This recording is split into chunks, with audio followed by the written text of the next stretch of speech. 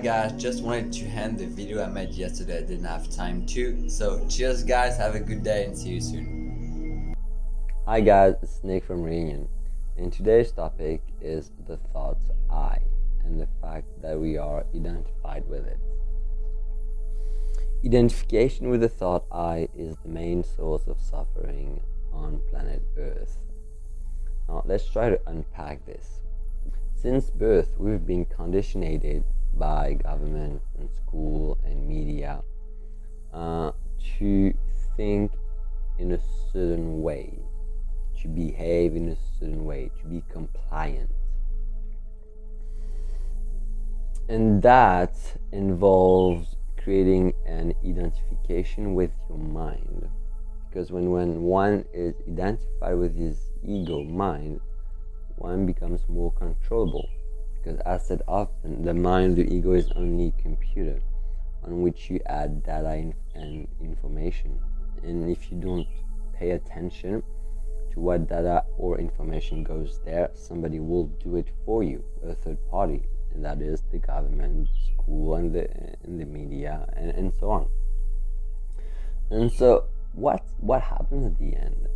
At the end, everybody's running that same program, which is I am me, the little me, and I do whatever it says. So if I must go buy some food, if I must buy a new house, if I must go for a walk, if I must do this, I must, and you get caught into that story, the story of the little me that has been induced by society, and you kind of become a slave. You're the slave of your own mind, and your own mind has been set up by government. I think it's a genius plan. It's the new slavery, man. Instead of having chain to your hands and to your feet, it's in your head, and without talking about money. But anyway, so I think it's very important to start to recognize that you're not your thought I. And let's roll back a little bit. The ego is the body mind which allows the soul consciousness to have this physical experience. This is what the ego is for. Like the movie, I guess you all have seen it,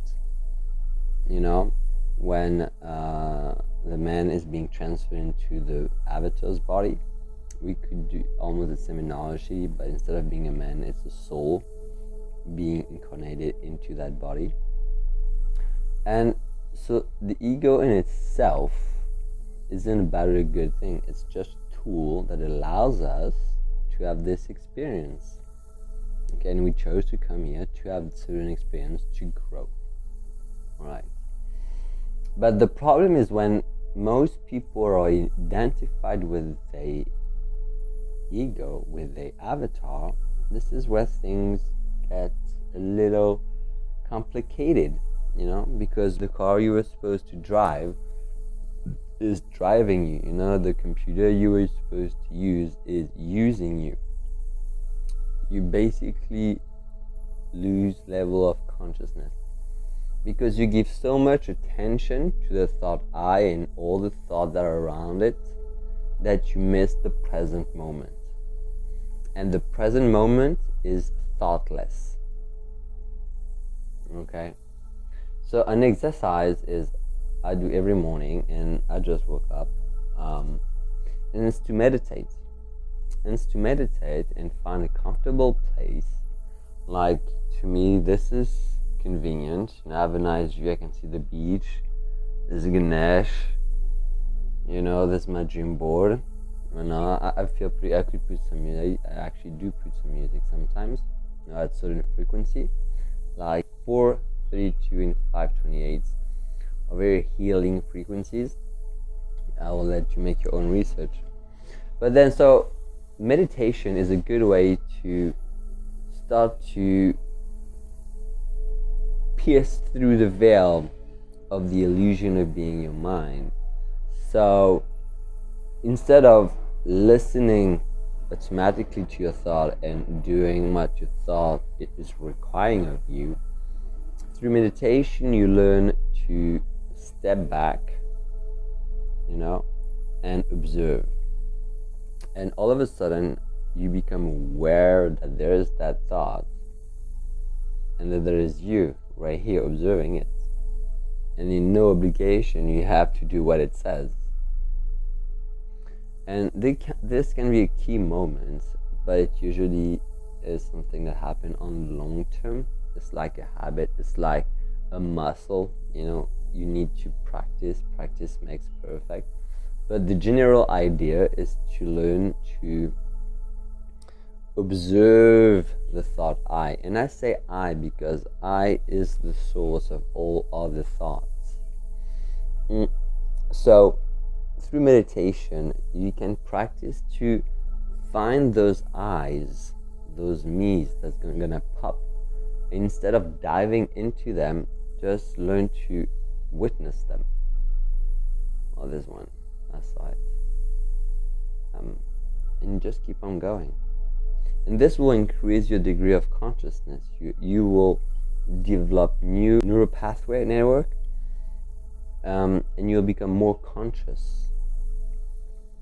So this is basically the main message. You can also do any kind of activities that takes you out of your head and into the present moment. It can be exercise, music, writing, any activities that passionates you, that excites you, that takes you out of your mind and into the present moment. Because when you do what you love, what you're passionate and excited about, you're not in your mind, you're in the present moment. So yeah guys, meditation and being active into things that are passionating, that leaves no space for thoughts to arise. So the more you're passionate about something, the more you're excited about something, the more you can act about something, the less time you'll have to think about it. So yeah, that's it guys. Peace.